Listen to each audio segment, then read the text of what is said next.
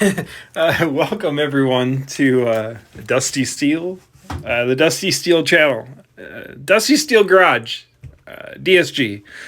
Anyways, today I'm gonna do a voiceover for the video. I had different plans, and I don't think I'm gonna go with that. Was gonna individually talk about all the parts, and here I was showcasing the carburetor. But we can talk about all that later. I mainly wanted to talk about why I'm doing this. Everybody keeps asking, why don't you just buy a bigger bike? Or maybe I could even just do the smarter thing, and just motor swap it with a 300cc motor. And mainly I'm doing this because I want the mechanic experience. I installed the big bore kit, but I've never replaced the crank, and that's something I really would like to do, even if it eventually fails. Now, that being said, I'm going to try my hardest to make it not fail. I'm going to try to do everything right and even go as far as WPC treating everything as much as possible, maybe even the transmission gears, because it's just wasn't meant for that much power. And adding a WPC treatment just makes the parts last 3 times longer. And I'm going to add an oil cooler and just do everything I can, like replacing the oil pump. I'm going to compare a couple of different oil pumps and see which one flows better. And we'll just take it step by step, and we'll just try to build it right and maybe do it all together. I still need to machine the case and the piston. I still need to take all that apart. I have the tools now to do it. Obviously, I'm going to replace the clutch, and I'm going to replace the starter. The clutch is a racing clutch. It's going to have 6 different discs, and I think it's a 6-bolt, so it's just going to be a lot stronger. I'll show that here in a minute. But these are the tools to take everything apart, to take the flywheel and the crank out. There's the racing clutch.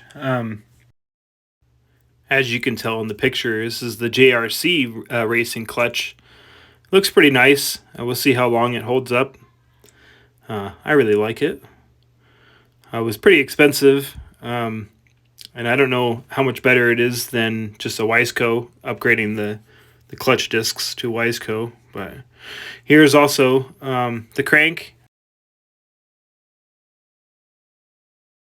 The rod is from CB150,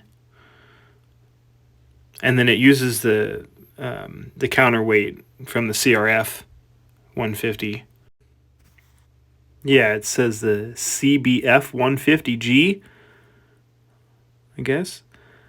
And then, yeah, it uses the counterweight from the CRF150. It's plus 42 millimeter. Looks really nice, though. We'll see how long it holds up. And then we got the RIK piston ring kit, 78 millimeter.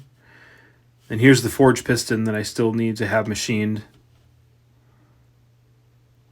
I need to do that after I have the case machined, and then I can figure out the deck height, so I'll know how much to have machined off the piston.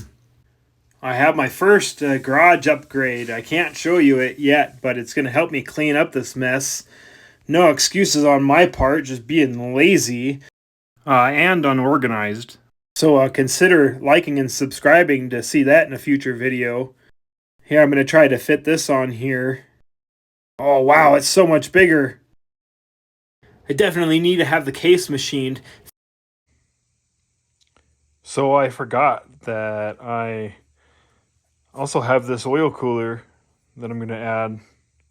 And I think what I can do is just come out of here with the oil, because like I was saying, it comes up through here, and then I could draw it out through here. My only worry is that it would take too much oil pressure away from the top of the engine. So I don't know. what I'm going to end up doing. I'll feed it back around somehow and either drill and tap back into the valve cover, or I can go into the head itself. Whatever would work better. Probably just in here. I don't know. I could just drill a hole, I think, in here so that it's right in here. And then it'll still spray on the cam, I think. I don't know. We'll find out. So this would look really cool. I don't know. Maybe right here or something. I think most people take and put them like that just to make it easier to... I can remove the horn and put it there, but just to make it easier to fit behind the shroud, and then also so that the oil stays down in it. That would definitely make the whole system a little easier to figure out rather than having it here, which I think would look really cool. I'd have to make a bracket to extend it so that it maybe came out like this, or I probably would go like this just so there's more room for your leg. But man, wouldn't that look cool? Especially if I put one on the other side. I don't know. We'll see. Thanks everyone for watching and helping to get closer to that 500 sub mark. Don't forget to hit that notification bell for the next part of the series. DSG signing out.